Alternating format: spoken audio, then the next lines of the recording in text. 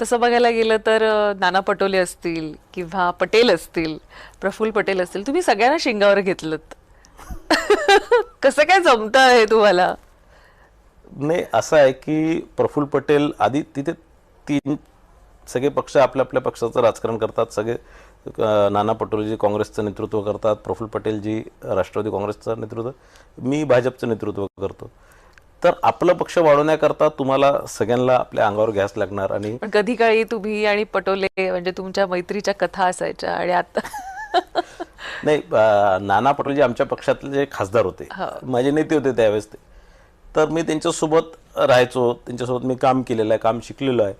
पण ज्यावेळेस त्यांनी पक्ष सोडला तर निश्चितच पक्ष ज्यावेळेस त्यांनी सोडला तर पक्षाची भूमिका म्हणून किंवा पक्षाच्या विरोधात बोलायचे, मोदीजींच्या विरोधात बोलायचे, देवेंद्रजींच्या विरोधात बोलायचे, तर त्यांना काउंटर करण्याकरता नेहमी मी पुढे राहायचो. ते ज्यावेळेस भाजप सोडून गेले त्यावेळेस भीती होती की मोठ्या प्रमाणात भाजपचे लोक ते घेऊन जातील, पण ते आम्ही घेऊन जाऊ दिले नाही. ते कोणाला, सगळ्या लोकांना सामावून घेतलं आम्ही. आणि एक निश्चितच तुम्ही राजकीय क्षेत्रात काम करत असताना आपल्या आपल्या पक्षाची ताकद वाढवत असताना एका दुसऱ्यांसोबत, दुसऱ्या पक्षाच्या नेत्यांसोबत तुमचं काही ना काही टसल येणार, तर त्या ह्याच्यात तुम्हाला तसं वागावं लागतं किंवा तसं ते होतं. पटेलांनाही देखील तुम्ही घेतलेलं आहे. आता पटेल पॉवरफुल झालेत. कसं आता हे युद्ध पुढे जाणार? नाही, युद्ध म्हणून नाही आहे, ते दुसऱ्या पक्षात होते, त्यांचं ते राष्ट्रवादी होतं. आता राष्ट्रवादीने आम्ही युतीमध्ये सोबत आहे, NDA मध्ये असल्यामुळे तर आता तो काही वादाचा आता मुद्दा राहिला नाही. पण आधी ते दुसऱ्या पक्षात होते तर निश्चित वाद होताच.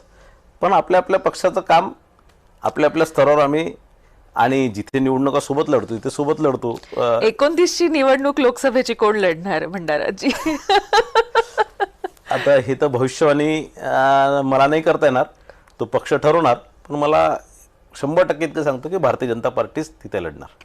बरं. हा, म्हणजे तुमच्या मनात जे प्रश्न आहे तिथे उमेदवार भारतीय जनता पार्टीचा कमल चिन्हावरच लढणार. तो कोण उमेदवार राहणार हे नाही सांगू शकत मी, पण भारतीय जनता पार्टीच्या कमल चिन्हावरच तिथचा उमेदवार राहणार. भंडाऱ्यातून कमळ येणार 100%. 2029 मध्ये भारतीय जनता पार्टीचंच खासदार भंडारा गोंदिया जिल्ह्यात राहणार.